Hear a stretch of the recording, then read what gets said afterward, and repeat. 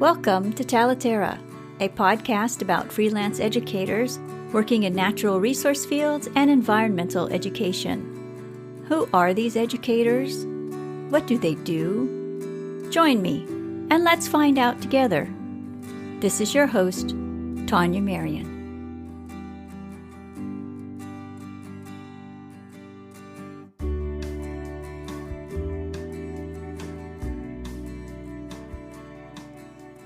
Today, my guest is Mindi Rosser. Mindi helps people establish a professional presence based on trust, authenticity, and consistency. She helps business owners and subject matter experts have conversations with their peers on LinkedIn. I invited Mindi to talk about how independent environmental professionals can establish credibility in their respective fields. Joining us today is a panel of independent professionals representing STEM fields, photography, and storytelling. You will hear from Mindi and myself first, then you will begin to hear from the guest panel. Let's join the conversation. Thank you all for being here. And Mindi, thank you so much for being here today to talk about credibility, to talk about LinkedIn, and to talk about how independent professionals can establish a presence for themselves. If I may ask you to introduce yourself to listeners, please. My name is Mindi Rosser, and I specialize in working on LinkedIn and helping experts who really want to become that go-to expert in their niche to stop being the best kept secret. And so it's been a lot of fun to help people on their journeys to updating their LinkedIn profile, figuring out how to balance that sales and marketing aspect for their business, and really grow their business using LinkedIn, not just doing random tactics. So it's my pleasure to be here today, and I'm really excited to have this conversation around credibility. I looked up the word credible in the dictionary, and I have 3 definitions. So we'll start there. One definition from Merriam-Webster Dictionary defines credible as offering reasonable grounds for being believed. Dictionary.com defines credible as being capable of being believed, trustworthy, or reliable. And the Cambridge English Dictionary defines credible as able to be believed or trusted. And so what I hear in these 3 definitions, or what stands out for me, are the words believable, trusted, and reliable. And so that made me think, well, how can professionals, especially independent professionals, demonstrate that they can be trusted, especially during a time when we don't necessarily have physical proximity to people and kind of read people in the way that we might be able to if we were in person, if we had real eye-to-eye contact with them. How might independent professionals demonstrate their trust? Yeah, I think that's a really good question, especially, we don't have that physical proximity, but I think the upside to that is we do have things like Zoom. We do have social media channels like LinkedIn or Instagram or other places where we can connect with people. And I think it's looking at trust like through a new lens and like, how do we build that now versus what we used to do back before, especially before the pandemic.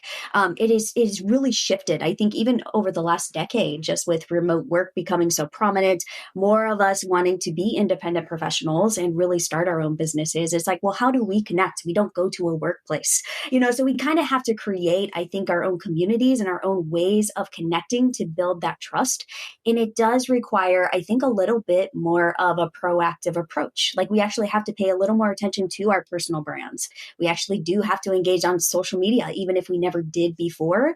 Now it's kind of like a prerequisite to getting into the game, because otherwise people are never going to know who you are. Nobody sees what you're doing at your desk during the day. And as corny as it may feel to sometimes share that, I think on social media, especially for me, like it feels a little awkward sometimes, but we do have to let people in a little bit more intentionally.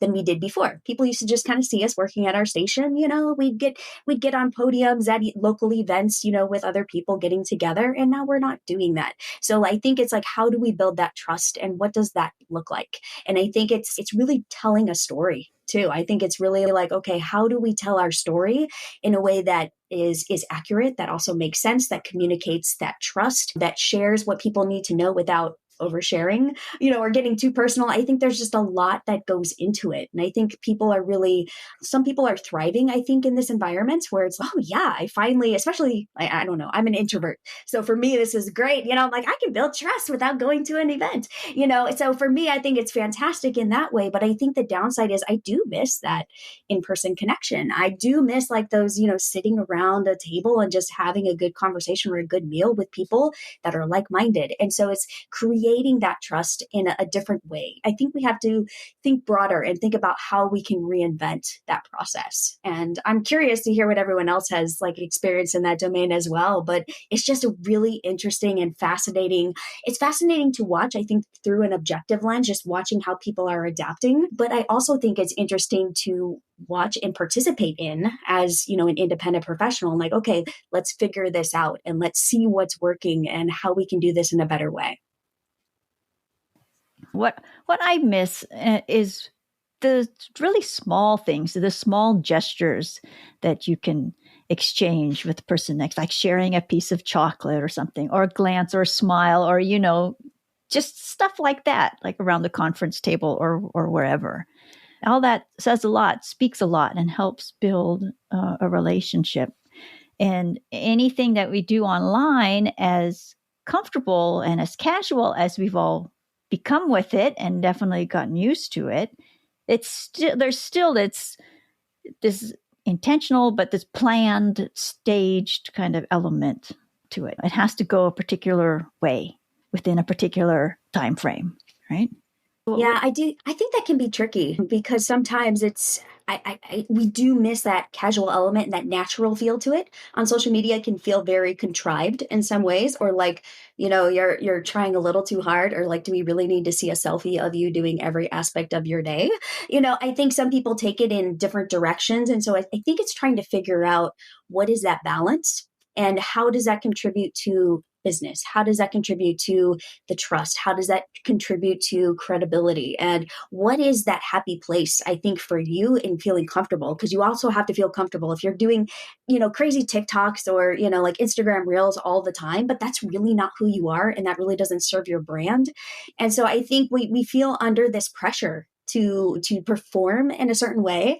And I have something I want to show you. You can't see it on the podcast, but I have this thing. It's a dancing monkey. And every time I get up to do a live or to do any type of presentation, that's how I feel. I feel like, like you're like this little dancing monkey, perform, say the things that you want me to say. But I think there's this element of, okay, how do we get out of dancing monkey mode? But also, yes, we still have to do that, but we need to be ourselves as well, and that is part of the trust and the credibility. It's like finding this balance, finding this way to be authentic, but to also deliver professionally. And so I think we're always discovering that, and we're discovering new things about ourselves each time that we give an attempt, whether we try making a reel and say, this doesn't really work. I should probably post a different type of content. Maybe podcasting is a better medium for me. Maybe posting inspirational quotes. Maybe I'm like that insightful writer that likes to write, or doing the 60-second podcasts. Everybody has their own way of going about this. And I think you have to figure out what that is for you. And just because somebody is having great success in another area or doing something different than you doesn't mean you have to copy them. It's like, okay, look and see what's working. What are some trends that are working right now? And then adjust, and figure out, okay, how can I adapt that to work for me and my brand, my business, and for my personality type? Yeah. I've never been big on social media, although I've had different people throughout my journey who've helped change and reframe my thoughts about it.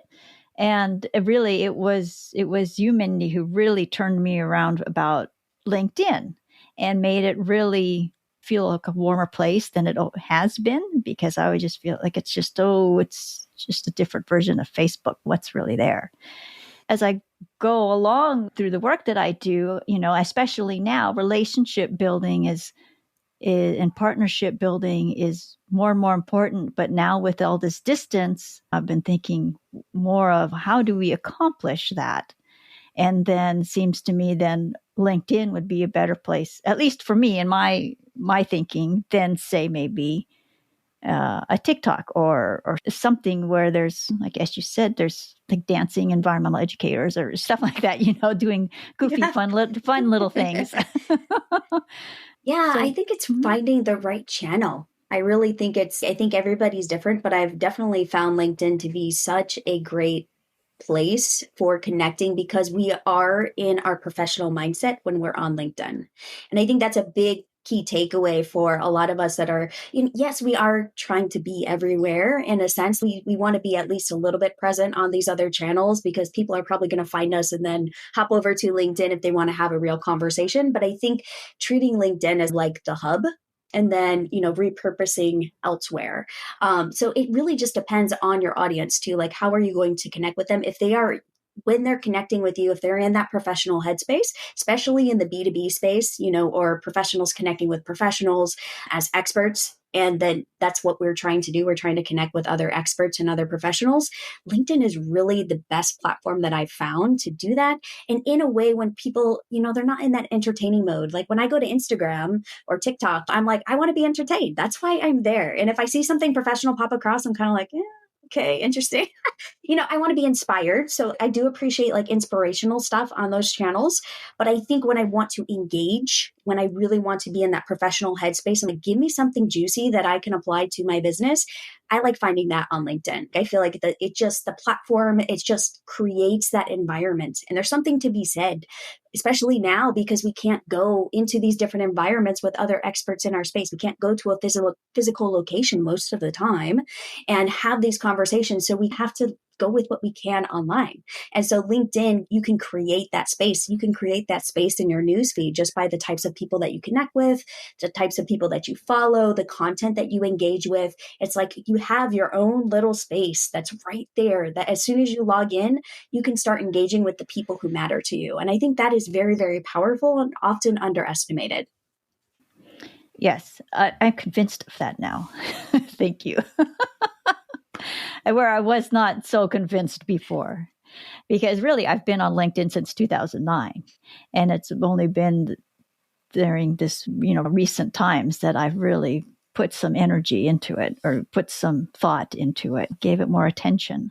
And so I'd like to introduce others who are on this call with us. Joining us on our call today is Laeti Golden from Laeti Photography, Maria Kaufman from the Kaufman Institute, and Diane Wiska from Quarter Moon Story Arts and host of Stories from Women Who Walk, a podcast. And we have a panel discussion here to talk about each of our experiences as being independent professionals and establishing credibility with our respective audiences, and how we've used social media and used LinkedIn or not used LinkedIn, and discussing what works for each of us. And so if you wouldn't mind sharing your experiences with establishing credibility, what have you found works for you and what have you found doesn't quite work for you? Sure, I'll jump in. This is Maria Kaufman, and I too was introduced in a new way to LinkedIn from Mindi Rosser. Thankful for a different perspective because it has definitely changed not only the way I interact on LinkedIn, but it also changes the way people interact with me. So I use a strategy for messaging, and that has been transformative for me because really in my business, there's 3 steps. I need to meet people, let them know who I am, what I do, and then eventually make them an offer. But I do find LinkedIn to be this place where credibility, reliability in the form of reliability, believability, and trust is really the essence of when I sit down to craft a message and to start to talk to people on this platform. I have to take those 3 things into consideration. And trust to me is really my consistency. I'm just trying to show up on the committed times that I've committed to myself. Before I even send a message, I'll look at someone's profile, look at their picture. I'll look into their eyes that are basically reflected in this picture in order to establish that relationship. And for me, that makes all the difference in the world. When I'm more true to that practice and building relationships in that way, it's magical on how well I do connections. I get like a 60% or greater sometimes, a lot of times, connection rate. What I do find interesting, though, if I just take that just a little step further, is, first of all, that is to me, I need to build trust in myself that I can come to this place and be consistent. And the more then I find that trust in myself, I believe that people will actually resonate with that somehow. It's hard to get a quantifiable thing around that, but it seems to work. So the other thing is my profile is a natural place where people, as soon as I reach out to somebody and they're like, who is this woman and why is she reaching out to me? They can go to my profile and it's there. I basically say who I am. Even in my message, I talk a little bit about my history and what would make me reliable. I'm an engineer turned life coach. So now as a life coach, I'm reaching out to other women engineers. And I'll just say, hey, listen, I stepped away from a 30-year career as an engineer. And you would think that does bring along some reliability to it. But what I have found is that people are curious. And sometimes people are a little prickly. They're like, what do you want from me? Where are you coming from? And what's that all about? Sometimes it inspires people. Lately, I have actually been getting some reactions where people are like, oh, it seems like an interesting thing. I want to consider doing what you do. So it has really changed the nature, too, then of, for me, how I handle those relationships and those conversations, to be really careful. And when I enter in, like, totally, I have no idea what I'm going to get. And it's got like a box of chocolates. It's in a good way. And I just need to be open to the fact where this person just might not be in a place where they even want to get to know people. That might be true. They might be open to the services that I have, or I might be that inspiration that might drive their whole career in a whole different direction. So it really has been, like you said, credibility is really the essence to the nature of stepping into that platform and engaging. So those are my 2 cents. Yes, thank you, Maria. Yeah, okay, so you mentioned you look into people's eyes. Okay, and so what is your feeling about images, profile photos? What moves you? What tells your body that this person is, to reach out to them? Can a little profile image do that? Sway you? That's interesting, because by the time I'm looking into someone's eyes, and I will actually take the time to look at a profile that has no image at all. So I'm literally looking for very specific women in engineering, for the most part, or women in STEM fields, women in male-dominated industries. So the eyes sometimes are helpful when they're available, and when someone's able to put a picture on there, I think that really reflects themselves. You can really see that. So sometimes I just find that helpful, but at the same time, I will literally take the time, and I think that's it's part of how I want to build credibility and to allow others to see me in a credible way, is that I'm not just looking at pictures, because I will engage with people who don't have a background, or if they have a great background, it's a nice way to introduce something specific in that messaging strategy. Say, hey, I love your background. So I think it's interesting. It's even a LinkedIn profile can be so telling of a person, but whenever I stop the judgments also around it, I can really start to make those connections and go deeper into humanity. I think it is, just allowing those connections even to come to me. Thank you, Maria. Would anyone else like to share their experiences? and how you've found establishing credibility works with you and how you present yourself and your maybe thoughts about credibility that you have about how other people might present themselves. I'll give it a go. This is I can Diane go. with. So, oh, I'm sorry, Diane. Go ahead. No, go. Go ahead. I worked in corporate America for a while before I decided to leave corporate America in 2019 so that I could start doing my photography business full time. I've always been a photographer, but was doing it kind of part time and then finally made that leap. And so before I made that transition, I started using LinkedIn a little bit more. So the first time I signed up for LinkedIn, I just put it out there because I was like, oh, people are on LinkedIn. I guess I'm supposed to be on LinkedIn. I didn't have a profile picture. I didn't have anything else. I just put down where I worked. And then after I made that transition to leave corporate America and go into my photography, then I decided, okay, I need to really up my profile. So I changed my profile picture, created a background that shows some of my work and shows me working, and then just tried to create my about section telling, who I am, where I come from, that type of thing, what type of photography that I do, which is lifestyle photography for couples. And I found that once I changed my profile and once I changed that background, I did start getting more connections as far as people recognizing me and seeing me, but not necessarily always reaching out for any type of photo session or anything like that. I actually got more people trying to get me to buy their things or to become photo editors for my photos and all these other things. But I will say that I still try to go onto LinkedIn at least every day to see what's going on. And then Mindy is the one who actually reached out to me, which I was excited about, to connect. So I do find that I have some connections. Not as many as I'd like. And some of the connections I'm kind of like, and Maria, I do the same thing. I do look when somebody reaches out to connect, the first thing I do, of course, is go to their page.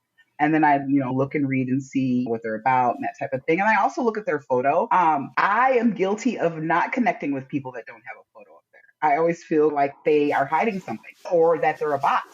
And so I will, sometimes I'll look and I'm like, okay, they do have something going on. It's just that they don't have a photo. But I'm really bad at that. I'll look and I'm like, what are you hiding? Why don't you have a photo of yourself? I don't know who you are. Why would I work with you if I can't even see your face? And then that's a trust thing for me. Now, I know everybody probably has their own opinion in regards to that, but that's how I feel, just a personal opinion about that. But I found that it has helped me to connect with some good people. I have reached out to different people. They've reached out to me. So I have started making some connections. For me, what I'm trying to learn is how to get people to really trust me as being their photographer for a photo session. I feel like that is something that I kind of bump up against because people look at my stuff all the time. I'll get email notifications. 97 people looked at your profile today, or this many people, and then I'll get some connections, and I'm like, well, nobody really wants my services. So okay, I'm more on Instagram than I am on LinkedIn. But then, that's different because on Instagram, then you get to see more things about a personal side of me and finding out, why I like to do photography. And then, yes, I am that silly, crazy dancing girl. I haven't done any reels or TikToks yet, but I'm on my way to that. And so, because I have no problems with that, that's who I am. I am that silly, crazy girl, which probably scares a lot of people because some people are really very serious and they find me to be too silly, and that's fine. Then that means we're not supposed to work together, and I have no problem with that. But that's just who I am and that personality. So trying to get people to connect with me more and trying to reach out. And I have never reached out to someone to say, would you like my photography services, or to try to talk to them about that, because I kind of shy away from that. Because I also feel like I don't like it when people just reach out to me like you don't know me and then you send me something and say, hey, would you like my services? No, because I don't know who you are. But if you're connecting with me the way I believe that Maria does, where you're talking to people and that type of thing, and I get to know you, then yes, maybe I will eventually want to, purchase your services or whatever. But I just don't like it when people just straight out, you connect with them, and then the first thing they're doing is they're trying to sell. And that bothers me. So I probably won't buy from you if you do that to me. But that's what I've had from LinkedIn. And so that's why I wanted to join this conversation and work with Mindy and that type of thing so that I can see what is it that's missing? What do I need to do to connect more with people? The faceless profiles have always been interesting to me, and especially in conference apps, because that's where I see a lot of faceless profiles. Because it seems to me that would be the richest part of a conference app, but it's nothing but those blue little circles with the gray silhouette and a name and nothing else. And yeah, it's really interesting to see it, especially on a large scale, a very large focused scale, like within an app. Yeah. Yeah. Thank you. I just think that you can find out a lot more about a person if you see a picture of them. I just do. Mm-hmm. And then you can tell too if you can connect with them or if you even want to connect with them. It's nice to have all the things about you and your business and what you do. But if I can't see who you are to connect with you to see if you're someone that I trust, then I'm not going to connect with you. I don't want to work with you because again, what is it that you're hiding? And not necessarily, maybe they're not hiding anything, but you're hiding your face for a reason. And I'm a person that likes to connect with people, and I can't connect with you if I can't see your face. Yeah. Yeah. It's very reasonable. I think this the same way, because I think if we were in person, would you be carrying a potted plant in front of your face and walking around the conference hall? No, you'd be here. So I don't understand that. I don't understand that either. Yeah. So thank you. Thank you, Diane. What have been your experiences with establishing credibility or viewing other professionals as credible, as someone who you might want to reach out with, to work with, partner with? I think that what this time has shown us is an opportunity to go back to what some people might call old-fashioned values like integrity, discretion, curiosity, even patience with the process that we're going through. And on a space like LinkedIn, that's not always easy to do because there are different tiers of activity. So I went to LinkedIn probably more by design. I had started my podcast, Stories from Women Who Walk, about 20 months ago. And the feature of that podcast, apart from the guest interviews, were my 60 seconds episodes that go out Monday through Friday. And I had no platform for them because I was not in your Facebook and it wasn't designed for Instagram. And so I had to go to LinkedIn, and I'd given up LinkedIn many years ago because it was just different. And I didn't need it in the profession that I was in. I didn't have to do any marketing. It was all word of mouth. And so LinkedIn was not a place that I needed to be or wanted to be. So here I am coming to the doors of LinkedIn going, okay, now what? And it was one of my connections early on who gave me a goal. And she said, I want you to have 500 connections by X date. And so I thought, okay, I would just trickle this thing out. There's no way you can do that. And so then it became a process of figuring who to connect with, how to connect. And this was way before I met Mindi Rosser and took her wonderful workshop on all things LinkedIn. But this one woman was very helpful to me and said, this is the goal that I'm setting for you. You've got to go out and do it. And so it became a matter of actually looking at the profiles of people who commented on other people's work and thinking, oh, I'd like to get to know them, or that's a great way to say something back. And I've always liked the smart ones, the ones who are articulate, who are really good with words. And so I would look for people like that. And I would put together a message as long as however many word characters we were allowed. And I would send it out. This is who I am. This is how come I'm reaching out to you. Would you like to connect? And that's how it started. And I reached the goal of 500, and then I just kept going. And it got to a point where I don't do that as much anymore because people are reaching out to me.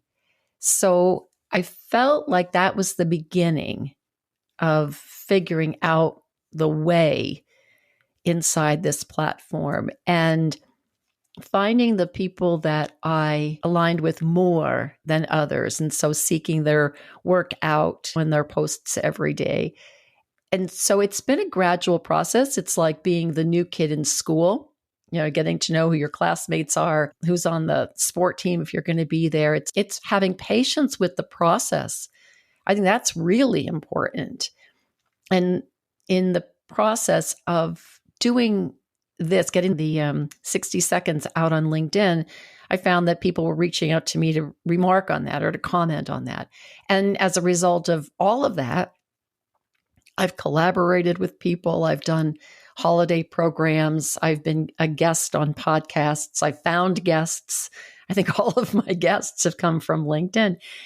And so all of that, I feel like it was like a backwards process in a way, because I didn't get the proper picture. And I do agree with you that the picture says it all. The eyes have it very definitely.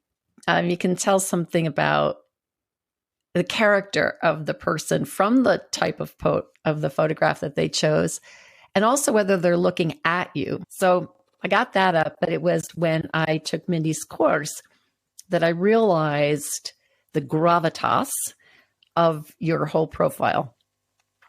And once I took the course, then I did all of my due diligence on the profile. It was huge. It was a ton of work.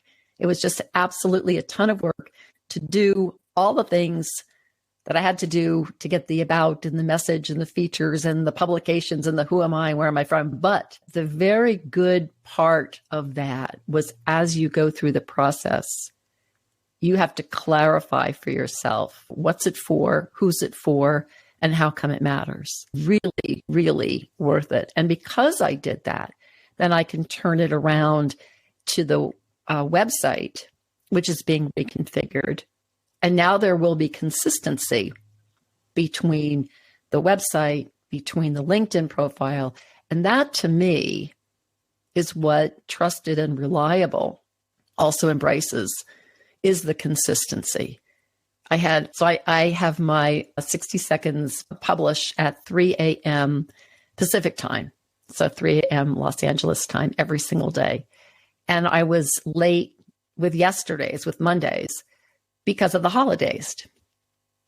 Never do that. But I had somebody on LinkedIn tag me and say, hey, I'm looking for you. Where's your podcast? Because Monday is Motivate Your Monday. So where is it? I want to get motivated. It's Monday. So I just happened to publish it and say, here, I gave her the link and here you go.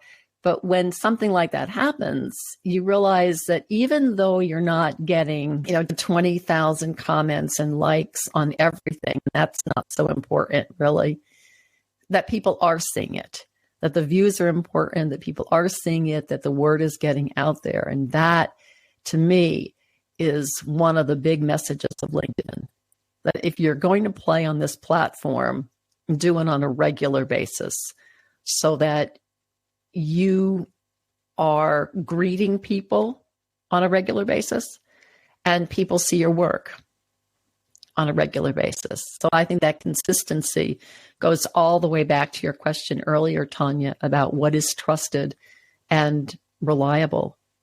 Yeah. That's my experience with it so far.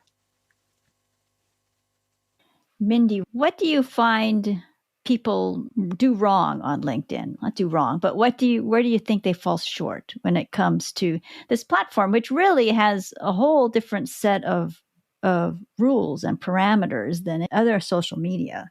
And so what can LinkedIn do for professionals that other social media channels can do? And what do people tend to fall short with on that platform? Yeah, I think what it can do, in answer to your first question, that other channels can do, basically, you can repurpose content. If you are posting content somewhere else, just know that you can have the confidence to post on LinkedIn too.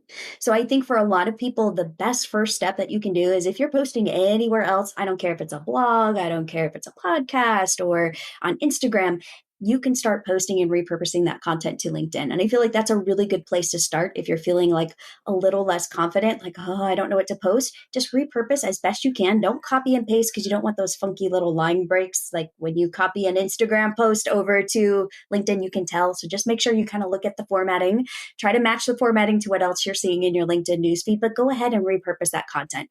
I feel like that's a really good thing to do as a first step. Okay, I can post to LinkedIn. I'm just going to repurpose content and I'm going to start experimenting. I think that's the next thing is start experimenting on LinkedIn. Try to figure out what's working for your audience. What works for a lot of people on LinkedIn is a wide array of things that work on LinkedIn. And you really have to understand and start experimenting and not be afraid to experiment. Some stuff you try is not going to work like other people's. And some things you try, you're like, wow, somebody told me that this was dead and this works like gangbusters for me. So for some people, like just posting something super short, almost like a tweet, could actually work quite well for you. And I have seen that work very, very well for some of my clients, while others, they need to post more of like a thoughtful, they sat down and had this like epiphany and they wrote it down. And so that really resonates with their audience.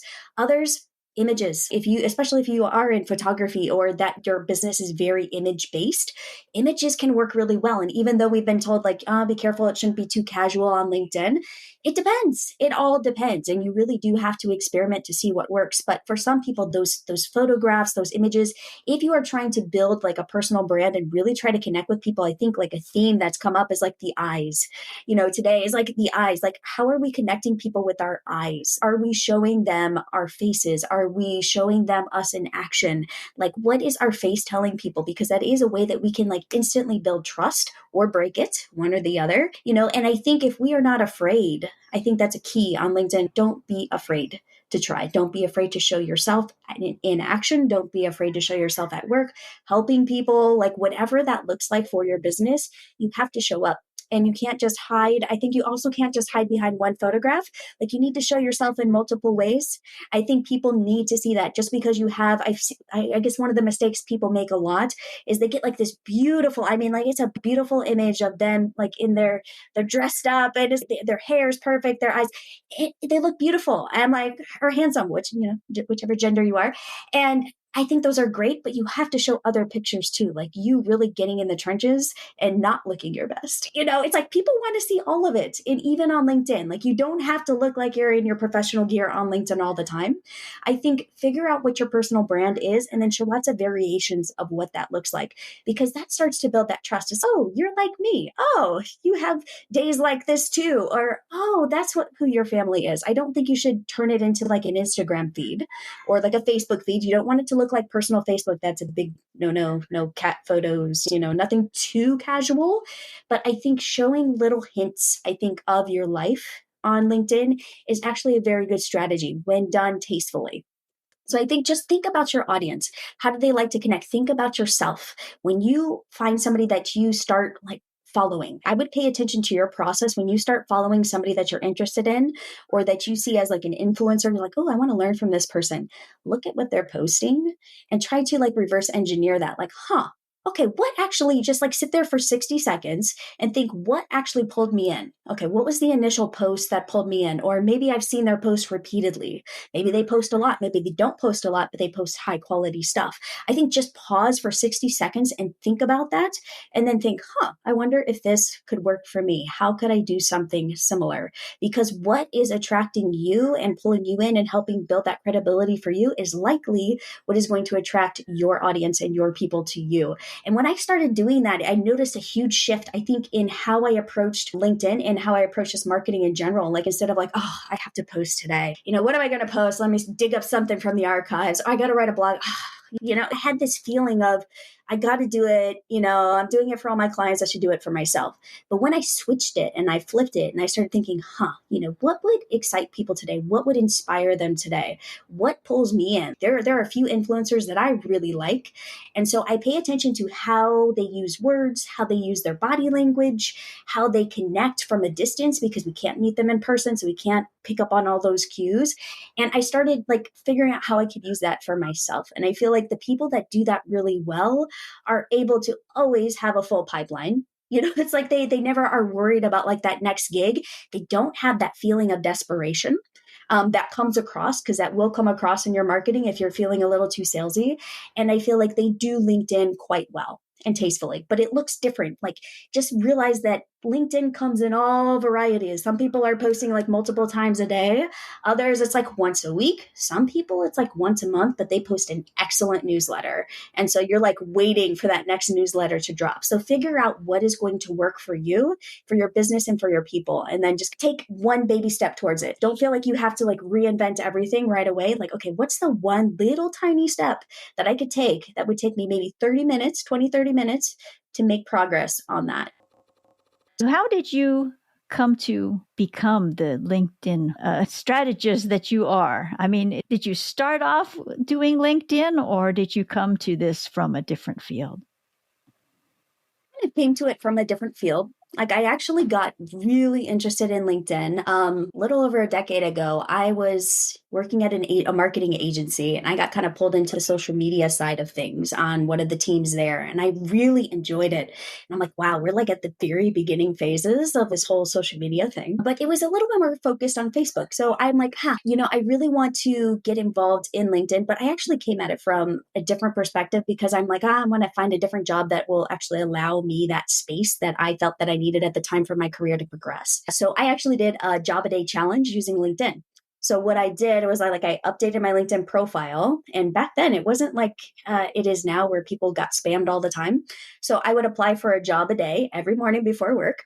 And then I would actually find the person that I thought might be the hiring manager or in that same department, or might be the decision maker at the company. And I would reach out and say, hey, I just submitted my application, blah, blah, blah, blah. Like, I would love to work for you. And I would do a little bit of research about the company. And so within less than 30 days, it was like 2 weeks later, I had like 3 calls. I had 1 in-person interview, landed that job. And I'm like, this LinkedIn thing is really cool. So I did great in that job, but then I actually liked LinkedIn more, and people started saying, how did you do that? Like, can you help me with my LinkedIn profile?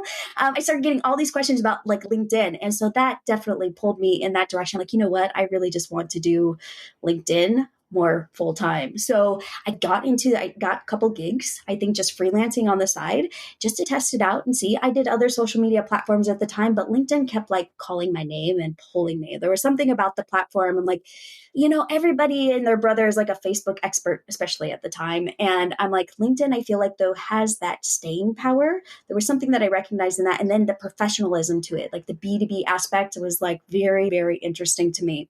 And then I discovered how I'm like, I can actually take this process, like how I got the job, that job a day challenge, and actually use that to help people fill their sales funnels and their sales pipelines by just being human. And back in the day, people were kind of like sales pitching all the time. Like, the approach was like very bot-like, send a bazillion connection invitations and then like, hope for the best, cross your fingers. And so I really wanted to flip that on its head. I'm like, what if we brought that more personal element to it? It's human to human instead of like, big giant funnel, like hopefully a person comes out at the bottom. Like, why don't we get really strategic at the top? And that's okay if fewer people come through, but we're going to have relationships with everybody through that funnel. And we want everybody to feel like, even if they don't do business with us or hire us, like they've had a good experience. And so that started to work really well for the clients I was working with, because they're all in the, subject matter experts, consultants realm, technology CEOs. And so that relationship-based approach seemed to work quite well. So I've stuck with it since then. And it's been about a decade in the LinkedIn space. I'm like, I don't see myself going anywhere soon, because I haven't found anything that can compare to LinkedIn and the power of LinkedIn for professionals in this space right now.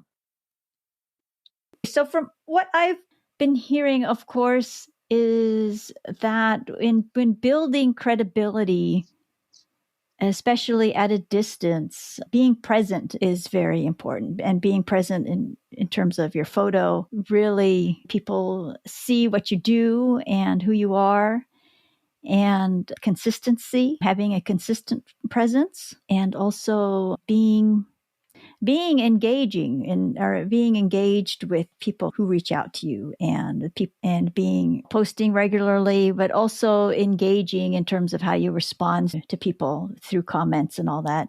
Now, all these platforms have the straightforward like button of some form, one form or another. On LinkedIn, you have the option to comment or to like something. What is a smarter strategy, do you think? Is it commenting is better, or just being engaged in other other ways? It depends on the post and the topic and also how the person. I think it really depends on that because you want to make a judgment call there. Like sometimes the default is yes, always comments, always add a really in-depth comment to the post. And I think that makes sense if you have something really good to say, first of all, like don't add just a really cheesy comment. Also, it's good if you're trying to get on the person's radar or you really want to show your appreciation. You don't have to like write something completely fantastic or earth-shattering. Just saying, hey, I really appreciated this. This really spoke to me. That can be really powerful. So I think sometimes we underestimate the power of just, a one-line comment. I think it's okay to say those. And I've had people say, no, it should always be insightful. But no, those are okay too. Sometimes we just want someone to acknowledge that we actually posted something that resonated with them and they don't have to say exactly how it did, or they agree with this one specific point that we made 19.38 seconds into the live stream. We don't have to do that. I think just a simple something can be really powerful. I think also if you're kind of rushed for time or you just want to show a little bit of support to a post, give it a little boost, just liking it, giving the little clap, the insightful. I like to use the insightful one because most people don't use that. And that one can show like, this really got me. So things like that, I think can be good. So I think based on the amount of time that you have, what's your relationship with the person? Are you trying to get on their radar? Are you trying to really support their work? If so, and a comment makes sense, add a comment. It doesn't have to be really long. It can be short. That's fine. If you're really wanting to boost it, you can also share the post and say, hey, I just came across this post. LinkedIn used to kind of discourage shares and like say, well, it doesn't help that person. It doesn't really help their algorithm. So sharing is like taking away their content. But no, I feel like the more that we can share each other's content and post it, however that looks, if you believe in the content that you just consumed, share it, like it, comment. There are a lot of creative ways to do it and there's no right or wrong. So go with whatever you're feeling in the moment, whatever you have the time to do.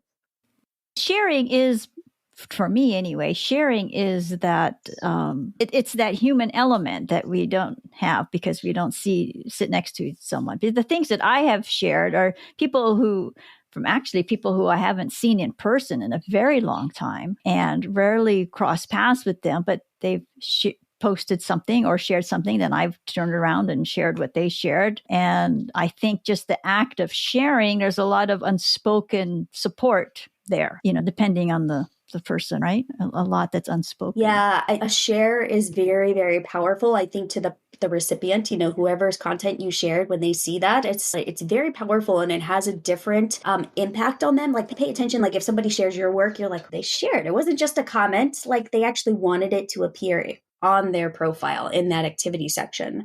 So I think take that and consider that as gold and really be grateful for that. And always comment, always say, thank you for sharing that. Even if it's just like a quick line, thank you for sharing this post. I'm glad you found it helpful, but always thank them and show that gratitude. Well, this has been wonderful. Thank you, Mindi, for the insights and everyone on the call who's shared their own experiences. Is there anything that anyone would like to add or any insight that you would like to offer to other independent professionals? Thank you, Tanya. The importance of LinkedIn, since we're not handing business cards out to each other at networking functions and conferences and whatnot, is that your work is actually your business card.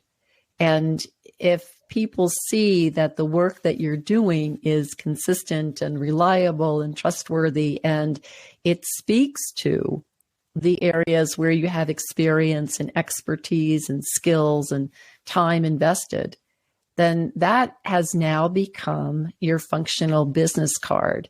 And so if you look at it that way, we have a little bit more range than you would have, on those little tiny cards that say what your name and your phone number is. But it's flipping it a little bit and saying, my profile isn't just my profile, my profile, my about, that's my business card wrought large. Excellent. Good point. Thank you. Maria. So I think one of my favorite parts is I love the integrity of LinkedIn because it is a professional's platform. And I believe people do honor that, and the platform stands true to that. And because of that, it is a very specialized relationship building platform. And for me, it has made all the difference in the world. I have found it a safe space to bring credibility because of the integrity that LinkedIn brings. So I just honor, LinkedIn and people that use it in a professional manner because of that. So, well, I was just going to say that this was great having this discussion and learning a little bit more things I should take a look at and update and redo on LinkedIn. So that's my takeaway from that. I got some work to do. So I need all the help I can get on LinkedIn. So, Mindi, where can people learn about you? Yeah, so if you are interested in LinkedIn, just connect with me on LinkedIn. So just look up Mindi Rosser. It's Mindi with an I, and Rosser's Rosser. So just look me up on LinkedIn. You can join the waitlist. I think the link will probably be close to where the podcast is going to be. But you'll also see the link to the waitlist on my LinkedIn profile. So you can go there and get on the waitlist, or just shoot me a DM, shoot me a LinkedIn message. I like to talk in the DMs. So this is something like, if you're like, oh, I'm afraid, no, just send me a message. Like, it's super fun for me. I love going through my DMs on the daily and just like connecting with people and hearing more about you, what you're interested in, what your business is, and all of that good stuff. So that's probably the easiest way to connect with me. To learn more about Mindi, please visit the show notes. Here you will find links to her website, program, and social media accounts. You will also find information about Maria, Laeti, and Diane. Follow the links to read, view, and listen to their wonderful work. My deep appreciation and thanks for Mindi, Maria, Laeti, and Diane for being with us today. And thank you for joining us. See you next time.